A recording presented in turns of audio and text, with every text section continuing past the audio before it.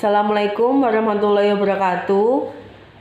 Kami kelompok 6 akan mempresentasikan bab tentang perpajakan internasional penetapan harga transfer.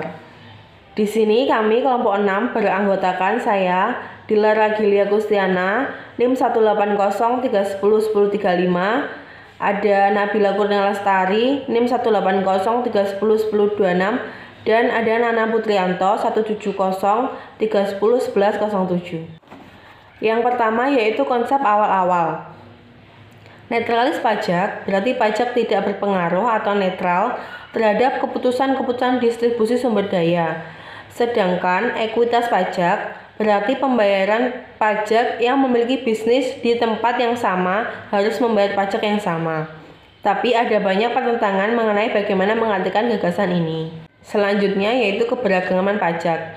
Yang pertama yaitu jenis pajak. Pajak penghasilan perusahaan, pajak yang dipungut dari sumbernya, pajak pertambahan nilai, pajak perbatasan, dan pajak pengiriman. Yang kedua yaitu beban pajak. Tarif pajak yang rendah tidak selalu berarti beban pajak yang lebih rendah. Secara internasional, beban pajak harus selalu ditentukan dengan mengamati tarif pajak efektif. Yang ketiga yaitu sistem administrasi pajak. Di sini ada dua, yaitu sistem klasik dan sistem terintegrasi. Yang keempat yaitu insentif pajak asing. Banyak negara memberikan insentif pajak untuk menarik investasi asing.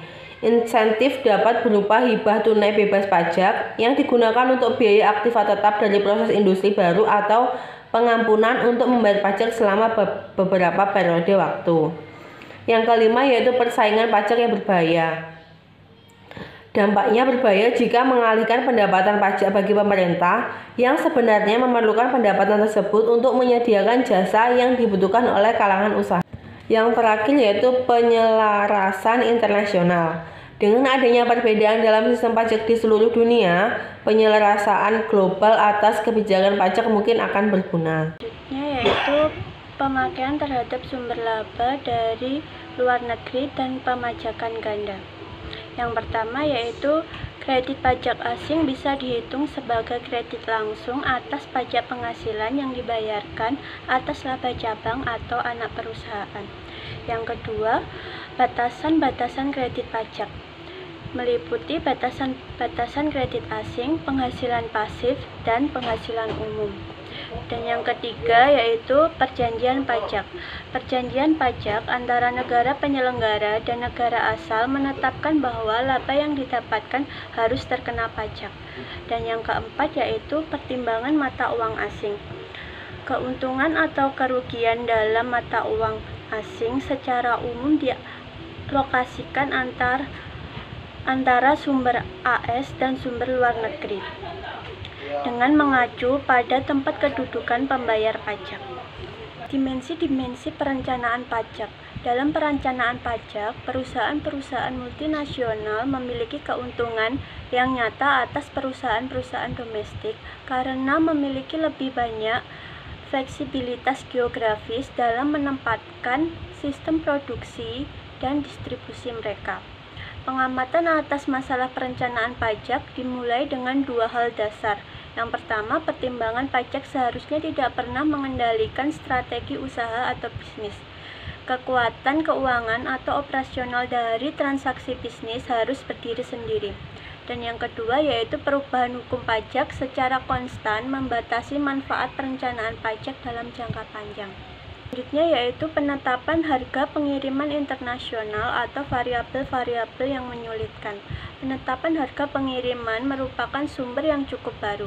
Penetapan harga di Amerika Serikat berkembang seiring dengan gerakan desentralisasi yang mempengaruhi banyak bisnis Amerika selama paruh pertama abad ke-20. Variabel-variabel seperti pajak, tarif, persaingan, tingkat inflasi, nilai mata uang, pembatasan pengiriman dana risiko politik, dan ketertarikan mitra usaha patungan sangat menyulitkan pengambilan keputusan untuk penetapan harga pengiriman. Selanjutnya saya akan menjelaskan mengenai metodologi penentuan harga transfer. Dalam suatu dunia dengan pasar yang sangat kompetitif, tidak akan menjadi masalah besar ketika hendak menetapkan harga transfer sumber daya dan jasa antar perusahaan. Harga transfer dapat didasarkan pada biaya selisih, kenaikan, atau harga pasar. Pengaruh lingkungan atas harga transfer juga menimbulkan sejumlah pertanyaan mengenai metodologi penentuan harga. Selanjutnya, praktik penentuan harga transfer.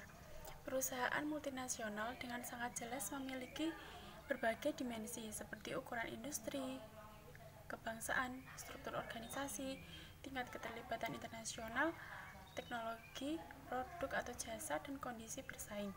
Namun, dalam prakteknya, banyak ditemukan keseragaman dalam penetapan harga transfer. Selanjutnya, masa depan. Teknologi dan ekonomi global menantang berbagai prinsip di mana didasarkan pada perpajakan internasional. Salah satu prinsip ini adalah setiap negara memiliki hak untuk memutuskan bagi mereka sendiri seberapa besar penarikan pajak dari masyarakat dan bisnis kawasannya. Pemerintah di seluruh dunia mengharuskan metode penetapan harga transfer berdasarkan prinsip arm's length, yaitu usaha multinasional di negara berbeda dikenakan pajak jika mereka adalah perusahaan independen yang menjalankan arm's length satu sama lain. Terima kasih.